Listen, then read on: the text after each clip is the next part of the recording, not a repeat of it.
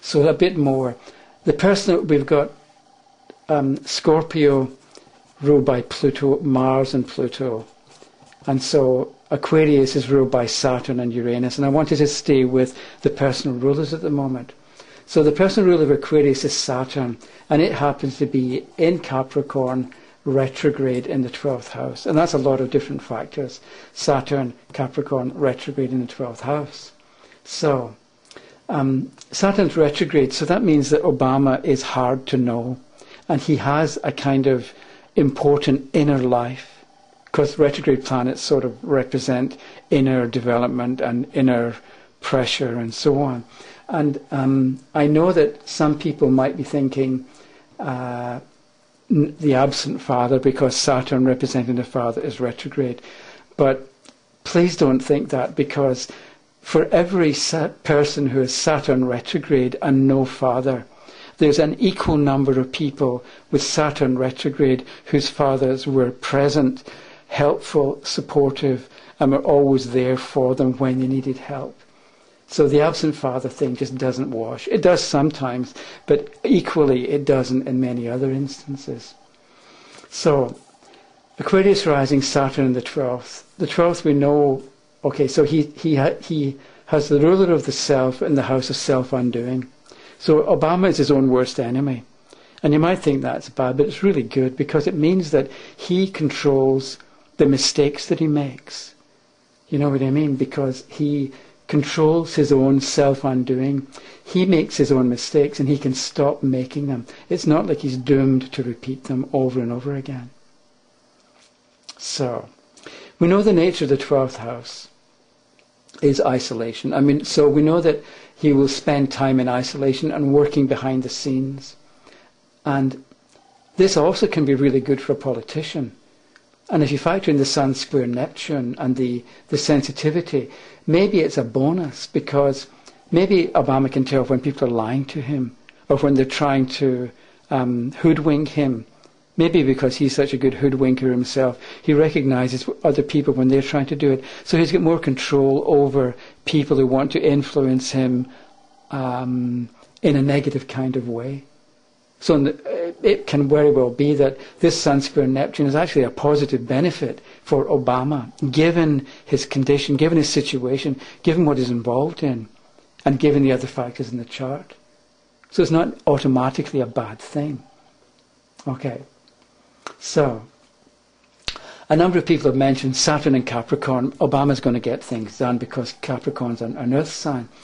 And so, I'm not sure if this is what it actually means, because Obama hasn't actually done anything yet. When he was a senator for Illinois, he didn't do a huge amount. When he was at Harvard, he was the head of the review committee, or the Harvard law review, I think it was. But he hasn't actually produced in the world. And I was reminded of this because a few days ago, the fellow Howard Schultz, who started Starbucks, he complained about the British government, or one of the members, and a member of the British government complained and said, who does he think he is? But this fellow is a Cancerian with a Scorpio moon, I think. He began in projects in a housing estate, and he created Starbucks and made $1 billion and created employment for 170,000 people throughout the world. This fellow, Howard Schultz, he's actually done things, and he has a track record, whereas Obama doesn't, or hasn't yet done anything. So I'm not too sure. I'm not convinced that he's actually going to be able to do much.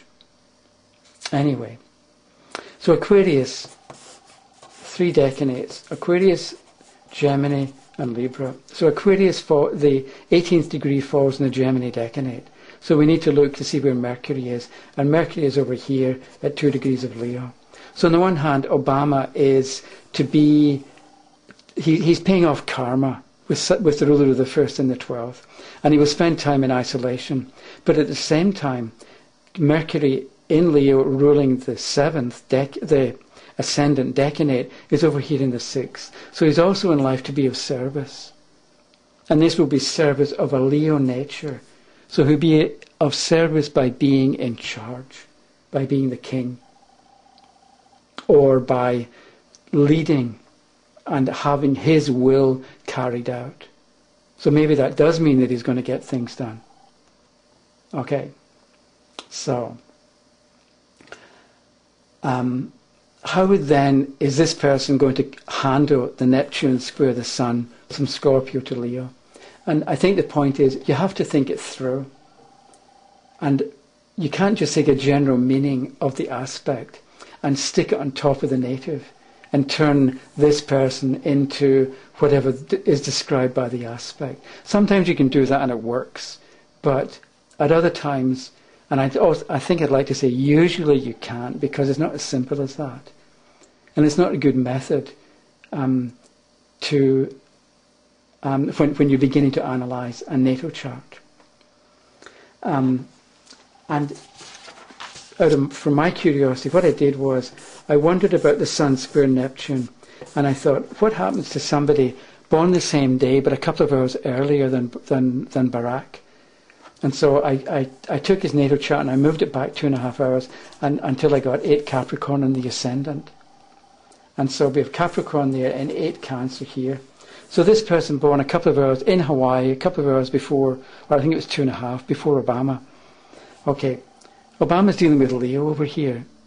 Strong-headed, fixed prima donnas. Whereas this person born a couple of hours earlier has got inconstant, wimpy, easy to push around Cancerians in the 7th. And he's also in life with Capricorn rising to make use of the self, to use it, to set goals. There's ambition in this individual, personal ambition. Capricorn here, Saturn is still in the 1st. It's a 25 Capricorn retrograde. So this person is the ruler of the 1st in the 1st. He's in life to make use of the self by being himself, by being selfish, putting the self first. So it's a different story. And there's no service involved because there's no aspect or no connection between the 1st and the 6th. So, this person is different other people in their life. And so the path that this person is going to travel is different from the one that Obama is going to travel. And so the Neptune, the Sun square Neptune aspect, it's still going to be in about the same degree and about the same degree in minute for Neptune, but the meaning is going to be very different, and the reaction of this individual is going to be different because he's got a different path. And this is just looking at 2 houses. We have another 10 to consider. So that was my complaint. And but the thing is, I know a lot of people are happy with beginning with the aspect, but I think if you want to understand the actual person, you have to approach the chart differently, and you have to approach each chart on its merit, or its merits rather. And let's begin with the ascendant.